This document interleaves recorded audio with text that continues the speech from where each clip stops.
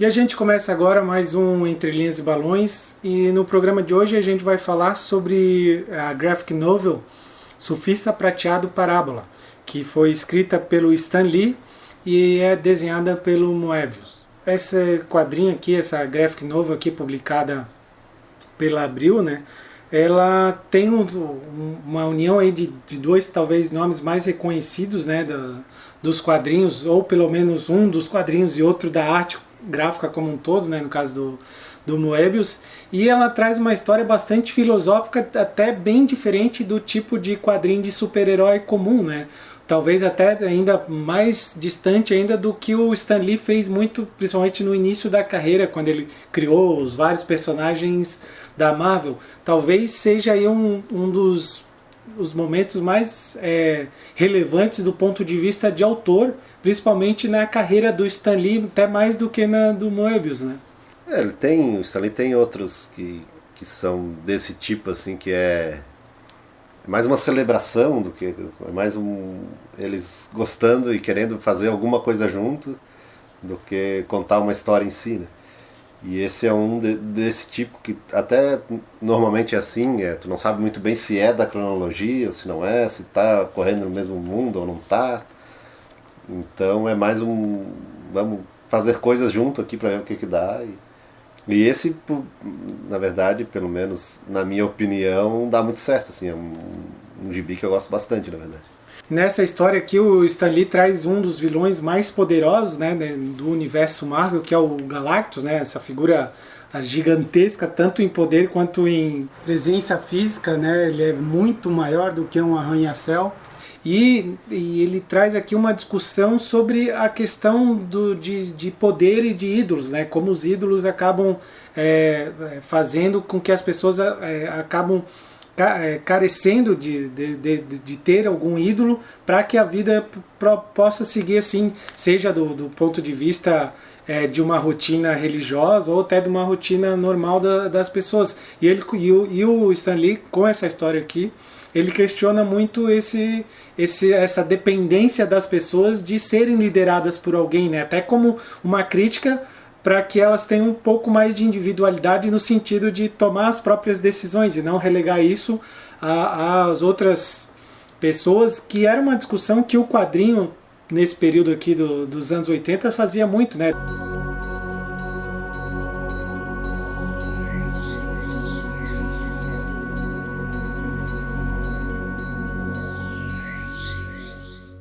E até a gente já falou aqui sobre aquele quadrinho famoso desenhado pelo Chris Claremont, que é Deus Ama, o Homem Mata, né, que discute também essa questão de religião ali, de preconceito e tal. E o quadrinho dos anos 80, principalmente dos grandes autores dos quadrinhos, discutia bastante essas questões sociais, né, que tinham a ver com a sociedade daquele momento, né? É que tradicionalmente, assim, pra gente, o que caracterizaria um deus, ou um deus pelo menos, seria uma das coisas, né, seria a questão do milagre, da capacidade de fazer milagres, assim, no sentido de tornar possível o impossível, algo assim. E num universo em que tu tem um monte de gente fazendo coisas impossíveis o tempo todo, com superpoderes e tal, o conceito de Deus se dilui um pouco, né? Então não surpreende que seja uma temática tão repetida nos quadrinhos, né? E o Galactus é um bom exemplo disso, porque ele é criado lá naquela primeira história clássica dele com o Quarteto Fantástico, que quando aparece pela primeira vez, tanto ele quanto o Surfista Prateado, justamente para ser uma entidade acima de poder, né? Porque naquela história, por exemplo, o Quarteto Fantástico sabe que não tem como derrotar o Galactus, que é impossível derrotar ele, então que vem o Vigia lá e o que eles conseguem é ir para a nave do Galactus, roubar o nulificador definitivo lá, uma arma dele, para daí ameaçar ele, para ele prometer ir embora e não comer a Terra. Mas ele vai voluntariamente, assim, né? Então ele sabe, é uma quantidade de poder, é uma escala de poder fora de... E é um dos grandes problemas com o qual o quadrinho se debate, né? O próprio Galactus, por exemplo, tem a edição do Wolverine, que está lá na capa sozinho contra Galactus, né? Então ele acaba com o tempo, ou então a participação dele no Guerras Secretas, que uma entidade lá junta vilões e heróis para se enfrentar e o Galactus está lá junto.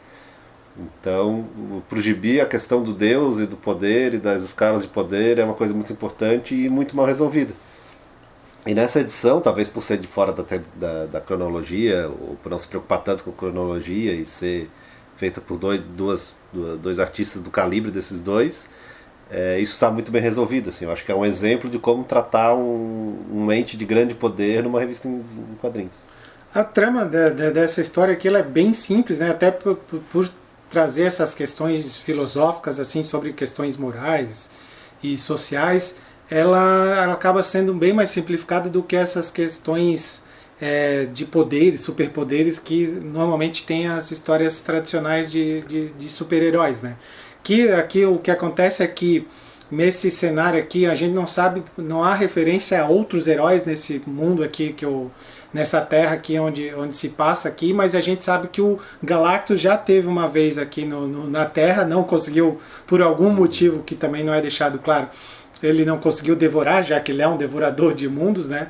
E ele volta, só que dessa vez ele não vem para devorar o mundo, ele vem para o mundo se autodestruir, para daí sim ele poder devorar. Ele vem como uma entidade que vai criar aí um certo caos, assim, uma certa apreensão social, e obviamente uma pessoa aqui que é uma figura religiosa acaba tentando ganhar mais fiéis, né, ganhar um poder maior nesse cenário. E o único que se insurge de fato contra isso, assim, pelo menos do ponto de vista de enfrentamento mesmo, é o Surfista Prateado, né? E ele acaba vindo confrontar o Galactus, né? E então a história é basicamente isso, assim, o Galactus vindo aqui para criar um pandemônio, para daí então ver como os seres humanos podem destruir a Terra por conta própria. E nesse sentido aqui o texto do Stan Lee ele é todo em cima da figura do Surfista Prateado, né?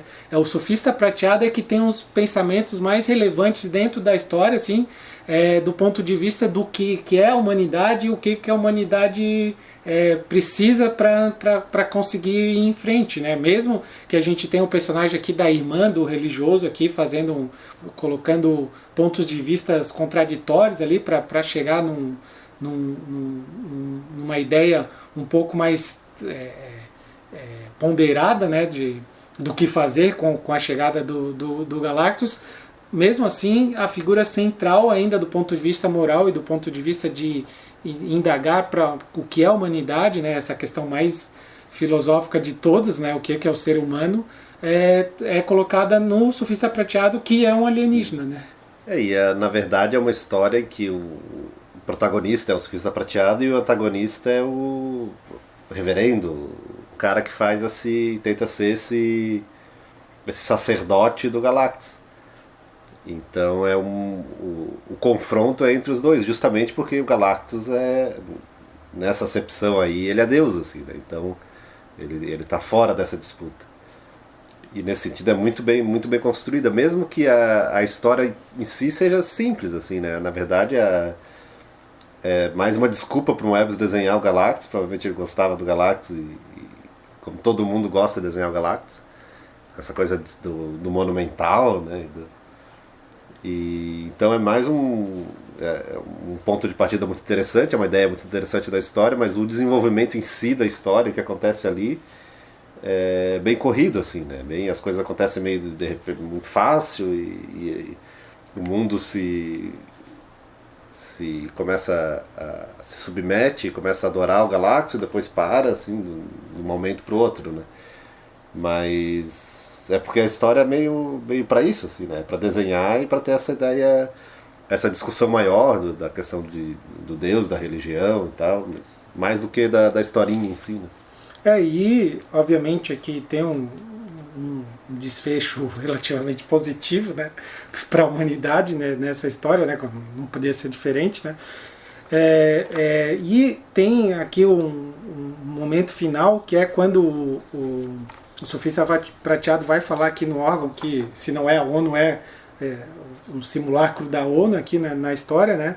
E justamente nesse momento em que ele mais do que deixa claro, ele já deixa isso pinceladas ao longo da história, mas ele deixa claro como as pessoas acabam sendo voláteis no sentido dessa ideia de poder, né? de aceitar um poder que não não é elas mesmo que exercem, né? E aqui, nesse discurso, ele tenta falar para as pessoas que ele não quer ser líder de coisa nenhuma. E a partir do momento em que ele vê que as pessoas precisam de um líder, ele diz, não, então se vocês querem um líder, eu vou exigir uma série de tributos, né, bem pesados para a humanidade. E daí já renegam ele na mesma hora. Assim, não, então se é para ser líder desse jeito, nós não te queremos como líder e tal, né?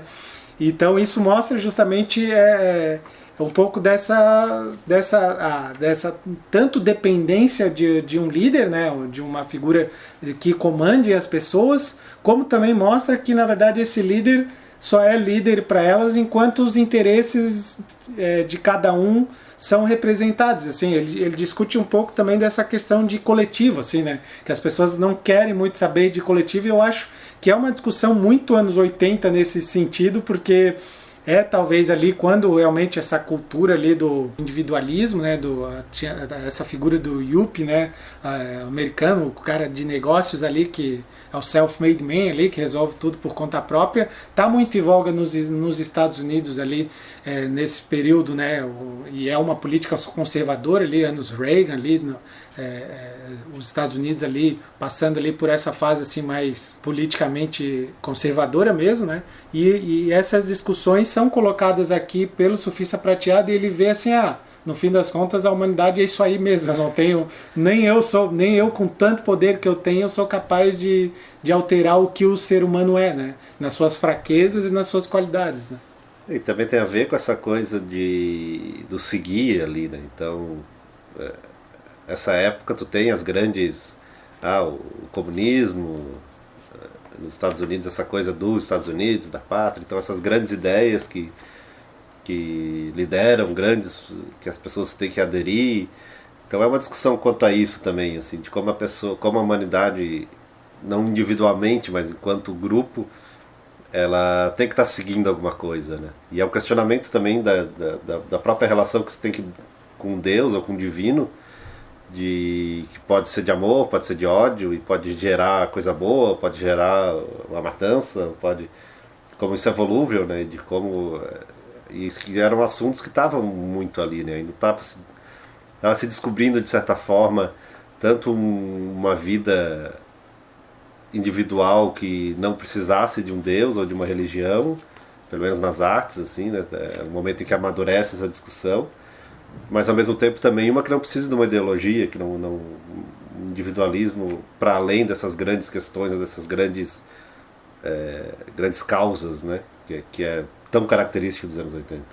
E também aqui eu acho que é importante lembrar que os anos 80 para os quadrinhos também foram um alvorecer, assim, ou pelo menos não um alvorecer, mas um certo ar de requinte que se deu para as graphic novels, né? Assim, é claro que a graphic novel é mais antigo que isso. O Will Eisner é um mestre da graphic novel já bem antes disso, né? Mas aqui nos anos 80, principalmente ali após Watchmen, Cavaleiro das Trevas, né? A própria Deus Ama, o Homem Mata, fizeram ali uma certa revolução nos quadrinhos, e essas histórias individuais, separadas, né, da cronologia do gibi semanal ou mensal, no caso do Brasil, e semanal no caso dos Estados Unidos, tornaram ali um certo ar de respeito para essas histórias, né? E eu acho que um dos exemplos mais relevantes disso é uma história como a parábola, né, do Sufista Prateado, e com dois personagens que, se não são amplamente reconhecidos por qualquer pessoa no mundo, pelo menos são um dos mais elogiados do ponto de vista de representação para o fã de quadrinhos, né? Ele sabe da importância que o Sufista Prateado tem na história do universo Marvel, e também da imagem de poder que o Galactus representa dentro desse cenário do universo Marvel, né? Mas o engraçado é que essas grandes graphic novels da década de 80, que elas, ao mesmo tempo que elas trouxeram novas discussões, novos assuntos, novos temas que não se discutia, novas maneiras de ver os personagens, e isso apontava para fora desse mundo dos quadrinhos, né, para outros públicos, para além da criança que comprava o gibi no sábado. Mas ao mesmo tempo elas têm grandes referências com o próprio universo dos quadrinhos, né? Se tu vai ler um Watchmen, se tu vai ler um Cavaleiro das Trevas e tu não conhece o mundo dos quadrinhos ou como que aquelas coisas funcionam, tu não chega perto de arranhar a profundidade que ele busca. E nesse caso também é um gibi que quem não conhece o Galactus, não conhece a posição dele, não conhece o lugar que ele ocupa dentro desse universo, talvez não compreenda as mesmas coisas que alguém que está acostumado com isso, né? Então acho que são muito importantes também por isso, porque mostram que ao mesmo tempo que tu pode ir para outros lugares com essas histórias, tu pode revisitar os lugares que tu já foi de uma maneira diferente. E a gente fica por aqui e volta no próximo programa. Até lá.